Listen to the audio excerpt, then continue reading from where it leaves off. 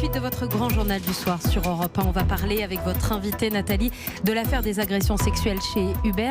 Mais bien sûr d'abord de la réforme des retraites. Vous recevez la secrétaire d'État chargée de l'égalité entre les femmes et les hommes et de la lutte contre les discriminations. Marlène Schiappa est avec nous.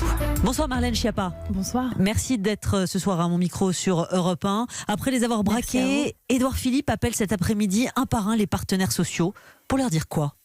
Écoutez, je crois que le Premier ministre a une position d'ouverture. Il a dit hier soir, ses bras sont ouverts, ses mains sont tendues, sa porte est ouverte. Et donc, il souhaite discuter avec les partenaires sociaux sur un certain nombre de sujets. Je pense par exemple à la question de la pénibilité ou à la question des droits familiaux sur lesquels nous avons encore du grain à moudre et des discussions à mener avec les partenaires sociaux. Alors, la pénibilité, les droits familiaux, soit. On voit bien que vous êtes tous en opération calinothérapie. On vous entend tous sur les plateaux télé, sur les médias depuis ce matin, mais allons dans le vif du sujet. S'il vous plaît, Marlène Schiappa, l'âge pivot fixé à 64 ans, dont la CFDT avait fait une ligne rouge, peut-il être, oui ou non, discuté ? Écoutez, moi je crois qu'Édouard Philippe n'a pas balayé d'un revers de main aucun sujet. Je ne l'ai pas entendu dire aux partenaires sociaux que pour lui il y avait tel ou tel point qui n'était pas du tout discutable en dehors des principes de base. Les principes de base, c'est que nous voulons faire un système de retraite plus juste, plus lisible, universel et par points. Ça, c'est ce qui n'est pas discutable. Mais je crois que tout le monde s'entend là-dessus. Ensuite, dans l'opérationnel et dans les modalités précises, notamment la question de l'âge, je crois que la discussion est ouverte et nous attendons de voir si les syndicats ont une contre-proposition financée. Alors, j'entends la contre-proposition que vous attendez, mais Muriel Pénicaud, tout à l'heure, ministre du Travail, dit sur BFM TV, Bruno Le Maire, déjà le disait ce matin sur France 2, est-ce qu'il y a une inflexion possible concrètement sur l'axe d'équilibre de 64 ans, oui ou non ? Écoutez, moi je ne suis pas Premier ministre et nous ne sommes pas à Matignon, donc il ne m'appartient pas ici de commencer à lister et à faire la liste des courses des points qui seraient négociables et de ceux qui ne le seraient pas.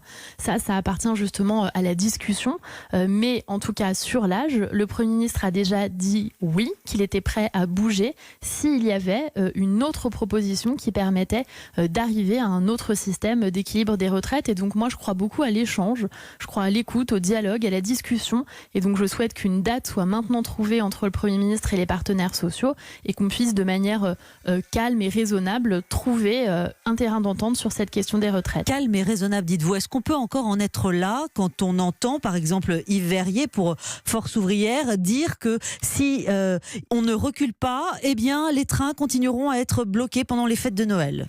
Écoutez, moi je respecte les syndicats, je respecte le droit de grève. Faire grève, c'est un droit en France. Je respecte les convictions des uns et des autres, même quand je ne les partage pas.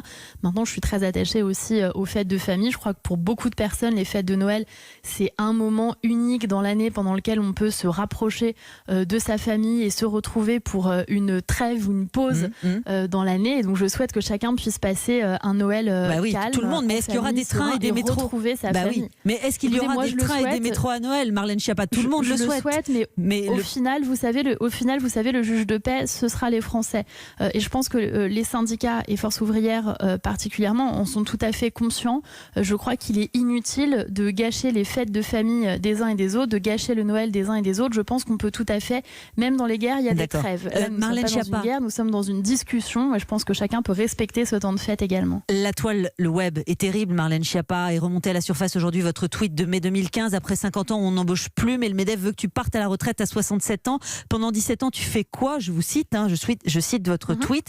Vous répondez un peu plus tard des propositions sur l'emploi des seniors, mais vous savez aussi que le senior, il reste trop souvent un coût pour l'entreprise. C'est pour ça qu'il reste une variable d'ajustement. Alors, Comment faire ? Plusieurs choses. D'abord, chaque semaine, on exhume des tweets militants de ma part des 20 dernières années en s'étonnant que j'ai produit des tweets de gauche.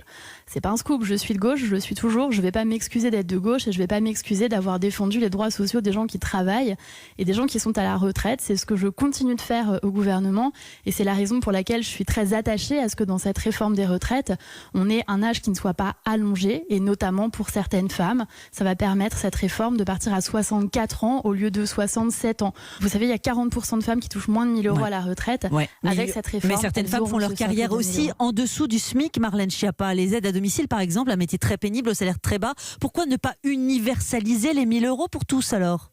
Si on y va pour le SMIC, pourquoi pas en deçà ? Mais ces 1 000 euros, attention, ils concernent aussi les carrières dites précaires et ils concernent aussi les temps partiels, c'est très important.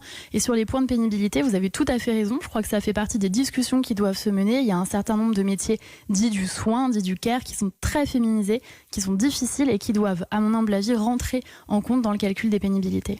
Marlène Schiappa, on vient d'entendre dans le journal de 18h un nouveau témoignage très fort de victimes d'agressions et même de viols de chauffeurs Uber. Vous receviez tout à l'heure les dirigeants de l'entreprise. Que réclamez-vous aujourd'hui très concrètement comme engagement de leur part? Alors moi j'ai convoqué Uber, la direction de Uber France dans mon ministère dès lors que j'ai eu connaissance de ces faits terribles.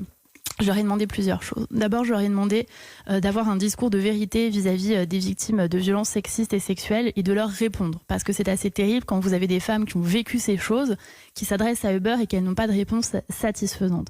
Et je leur ai demandé ensuite tout simplement de prendre leurs responsabilités et d'assurer la sécurité et l'intégrité de toutes les femmes utilisatrices d'Uber. Ça sera suffisant, Marlène Schiappa, quand on sait que les victimes font des tas de chauffeurs avec de fausses cartes VTC? Franchement. Alors, Uber a pris de très nombreux engagements assez fermes et on se revoit au premier trimestre 2020. Quels sont-ils ces engagements, Marlène Schiappa? Livrez-nous un ou deux engagements.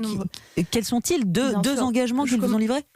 Je commence par le début. Ce sera une identification renforcée de la part des chauffeurs parce que dans les témoignages, nous avons eu beaucoup de femmes qui nous ont expliqué que, vous savez, pour être un conducteur Uber, il faut avoir un casier judiciaire vide, mais certains prêtent leur identité Uber. Ça, ce ne sera plus possible. Il y aura des contrôles renforcés.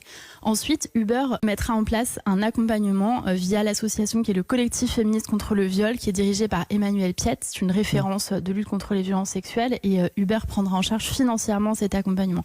Maintenant, pour protéger ces femmes, il y aura aussi un travail rapproché avec la police judiciaire et un engagement très ferme maintenant de supprimer immédiatement les comptes de tous les conducteurs dont des comportements s'apparentant à des agressions ou même à du harcèlement sexuel seront supprimés. C'est un engagement qu'a pris Uber. Donc vous pourrez aller jusqu'à demander à Uber d'indemniser les victimes, c'est ce que vous nous dites ce soir? Il ne s'agit pas d'une indemnisation, mais il s'agit de prendre en charge l'accompagnement de ces femmes. Vous savez, quand on est victime de violences sexuelles, paradoxalement, ça nous coûte cher. Ça nous coûte cher psychologiquement, mais ça nous coûte cher aussi en accompagnement derrière. Et là, Uber le prendra en charge. Mais pas d'indemnisation des victimes, donc. Alors ça, c'est décidé par la justice. Vous savez, moi, je ne suis pas magistrate.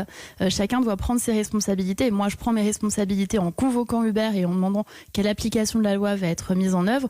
Ensuite, c'est à Uber de prendre ses responsabilités pour assurer la sécurité des unes et des autres. Et puis enfin, il y a des jugements et ce sera au juge de trancher sur ce sujet. Merci beaucoup Marlène Schiappa d'avoir été notre invitée ce soir sur Europe 1. Merci à vous.